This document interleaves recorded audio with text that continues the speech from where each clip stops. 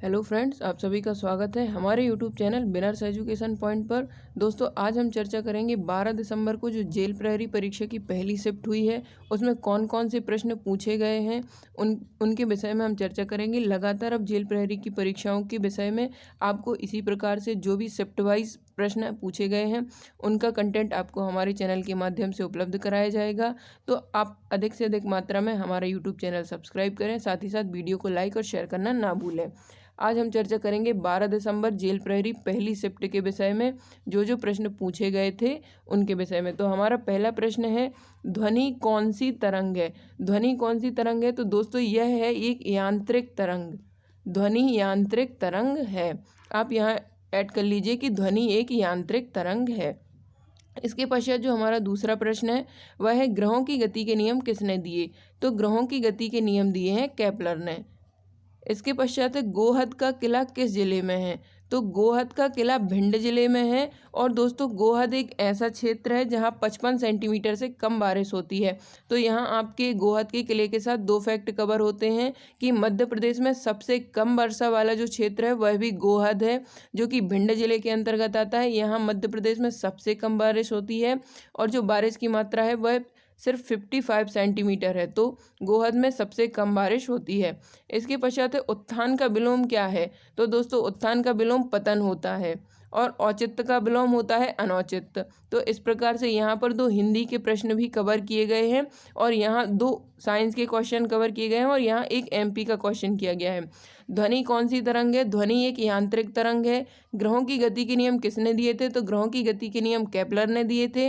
गोहद का किला भिंड जिले में है। उत्थान का विलोम होगा पतन और औचित्य का विलोम होगा अनौचित्य। इसके पश्चात हम करंट से संबंधित कुछ प्रश्न जो पूछे गए हैं उनके विषय में चर्चा करते हैं। तो अक्टूबर 2020 को प्रधानमंत्री मोदी ने 100 रुपये का सिक्का किसके लिए जारी किया है। तो अक्टूबर 2020 को प्रधानमंत्री मोदी ने 100 रुपये का सिक्का विजया राजे सिंधिया की स्मृति में जारी किया है। तो यह एक महत्वपूर्ण फैक्ट है जो कि मध्य प्रदेश से भी संबंधित है, साथ ही साथ यह करंट से रिलेटेड भी है। तो यह आपकी आगामी परीक्षाओं के लिए भी लाभकारी सिद्ध होगा। तो आप इस प्रश्न को अच्छे से याद कर लीजिए। इसके पश्चात एक और करंट का प्रश्न है हमारा, बाल संगम महोत्सव 2019 कहाँ हुआ था। तो बाल संगम महोत्सव 2019 नई दिल्ली में आयोजित किया गया था। बाल संगम महोत्सव 2019 कहाँ आयोजित किया गया था? तो यह दोस्तों नई दिल्ली में आयोजित किया गया था। इसके पश्चात पुनः मध्य प्रदेश से संबंधित प्रश्न है, बड़ौनी का मेला कहाँ लगता है। बड़ौनी का मेला कहाँ लगता है? तो दोस्तों, बड़ौनी का मेला दतिया में लगता है। इसके पश्चात है, शंकर लक्ष्मण को ओलंपिक अवार्ड कब मिला। तो शंकर लक्ष्मण को मिला था ओलंपिक अवार्ड 1948 में। और जो शंकर लक्ष्मण है ये किस खेल से संबंधित हैं दोस्तों? तो यह शंकर लक्ष्मण जो है यह हॉकी से संबंधित हैं। तो यहाँ पर एक आपका स्पोर्ट का प्रश्न कवर होता है। इसके पश्चात है, मेरठ विद्रोह कब हुआ था। तो मेरठ विद्रोह जो है वह 1857 में हुआ था। दोस्तों, एक महत्वपूर्ण फैक्ट यहाँ यह भी है कि 1857 में ही हमारे भारत का प्रथम स्वतंत्रता संग्राम हुआ था, जिसे बीडी सावरकर ने भारत का प्रथम स्वतंत्रता संग्राम की संज्ञा दी है।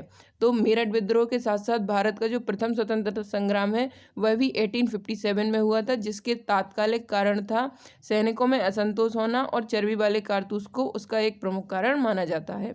इसके पश्चात है, माता टीला बांध कहाँ है। तो दोस्तों, यह भी एक मध्य प्रदेश से संबंधित प्रश्न है। माता टीला बांध बेतवा नदी पर स्थित है। माता टीला जो बांध है वह बेतवा नदी पर स्थित है। और इसके साथ साथ ही आपका एक फैक्ट और यहाँ पर हम कवर करते हैं कि यह मध्य प्रदेश और उत्तर प्रदेश की संयुक्त परियोजना है माता टीला बांध, और यह है बेतवा नदी पर स्थित। इसके पश्चात हमारा जो अगला प्रश्न है वह है करंट से संबंधित और मध्य प्रदेश। इसमें दो फैक्ट कवर किए गए हैं। ईज ऑफ डूइंग बिजनेस सूचकांक में मध्य प्रदेश का स्थान कौन सा है। तो दोस्तों, यह एक तो मध्य प्रदेश का आपका प्रश्न कवर कर रहा है, साथ ही साथ यह एक करंट का प्रश्न भी आपका कवर कर रहा है। तो ईज ऑफ डूइंग बिजनेस सूचकांक में मध्य प्रदेश का स्थान 4th है। दोस्तों, आप हमें कॉमेंट सेक्शन में बताइए कि इसमें फर्स्ट स्थान किस राज्य का है। इसके पश्चात है हमारा अगला प्रश्न, गुरु नानक देव की जयंती पर किसके द्वारा किताब लॉन्च की गई है। तो गुरु नानक जी की जयंती पर हरसिमरत कौर ने एक किताब जो है वह लॉन्च की है। हरसिमरत कौर यह अकाली दल से संबंधित है, जो कि पंजाब का एक दल है। इसके पश्चात है दोस्तों हमारे अगले प्रश्न। उसके पहले हम आपको कुछ महत्वपूर्ण सूचनाएं दे दें तो आप अगर मुख्य परीक्षा 2019 की तैयारी कर रहे हैं या मुख्य परीक्षा 2020 की तैयारी कर रहे हैं तो आप हमारे मुख्य परीक्षा के अत्यंत ही किफ़ायती दामों में उपलब्ध और अत्यंत ही लाभदायी नोट परचेस कर सकते हैं, जो कि बहुत ही कम शुल्क में आपको उपलब्ध कराए जा रहे हैं। मात्र 4,000 रुपये में आपको सभी सब्जेक्ट के नोट्स उपलब्ध कराए जा रहे हैं। इसके साथ ही हमारे जो नोट्स हैं वह प्रश्नोत्तर शैली में बनाए गए हैं, जिसके माध्यम से आपको कहीं अन्यत्र पढ़ने की आवश्यकता नहीं होगी। सारे प्रश्नों का कवर अप हमारे नोट्स के माध्यम से किया गया है। और यदि आप 2020 की मुख्य प्रारंभिक परीक्षा या फिर 2021 की प्रारंभिक परीक्षा की तैयारी कर रहे हैं तो आप हमारी प्रारंभिक परीक्षा की टेस्ट सीरीज को ज्वाइन कर सकते हैं, जिसमें 500 FLTs आपको उपलब्ध कराई जाए, जिसमें 500 रुपये में आपको 50 FLTs उपलब्ध कराए जाएंगे, जिसके माध्यम से आप 5,000 प्रश्न कवर कर सकते हैं। और दोस्तों प्रारंभिक परीक्षा में सफलता का मूल मंत्र यही होता है कि आप जितने अधिक से अधिक वस्तुनिष्ठ प्रश्न सॉल्व करेंगे तो आप सफलता के उतने ही निकट पहुंचते जाएंगे। तो शीघ्र आप हमारी प्रारंभिक परीक्षा की टेस्ट सीरीज ज्वाइन कर लीजिए। यह प्रारंभिक परीक्षा की तो लाभकारी है ही है, साथ ही साथ अन्य प्रतियोगी परीक्षाओं के लिए भी यह महत्वपूर्ण है। इसके पश्चात संध्या अग्रवाल का संबंध किससे है? तो दोस्तों संध्या अग्रवाल का संबंध है क्रिकेट से। संध्या अग्रवाल एक क्रिकेटर हैं और इनका जो संबंध है वह इंदौर से है। इसके पश्चात है मध्य प्रदेश की पहली सूती कपड़ा मिल कहाँ स्थापित की गई थी? तो मध्य प्रदेश की सूती कपड़ा मिल जो है वह 1906 में बुरहानपुर में स्थापित की गई थी। मध्य प्रदेश की पहली सूती कपड़ा मिल 1906 में बुरहानपुर में स्थापित की गई थी। इसके पश्चात है बांधवगढ़ का किला कहाँ है? तो बांधवगढ़ का किला उमरिया में स्थित है। और इस बांधवगढ़ का जो किला है इसमें एक महत्वपूर्ण फैक्ट यह भी है कि इसमें एक शेरशाही तालाब भी है। तो यहाँ आपके दो प्रश्न कवर होते हैं कि बांधवगढ़ का किला उमरिया में है और बांधवगढ़ के किले में ही शेरशाही तालाब स्थित है।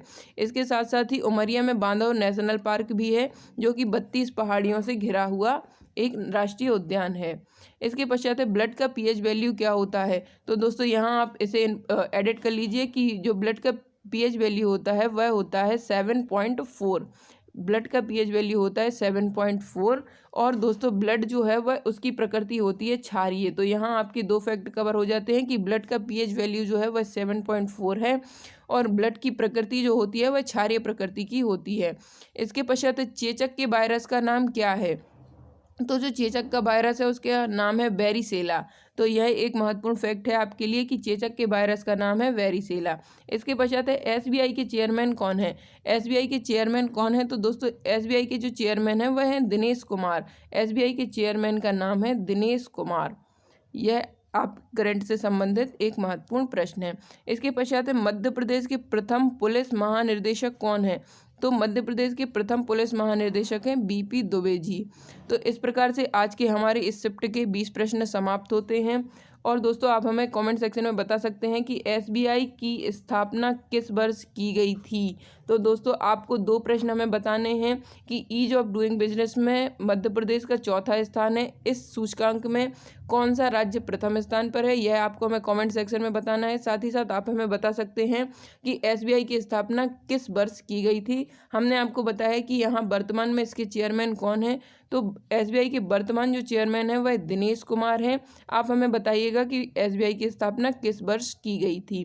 तो इस प्रकार से आज हमारी इस पहली शिफ्ट का जो है हमने 20 प्रश्न समाप्त किए। आप देख सकते हैं कि किस प्रकार से हमने सभी तथ्यों को इसमें समावेश किया है।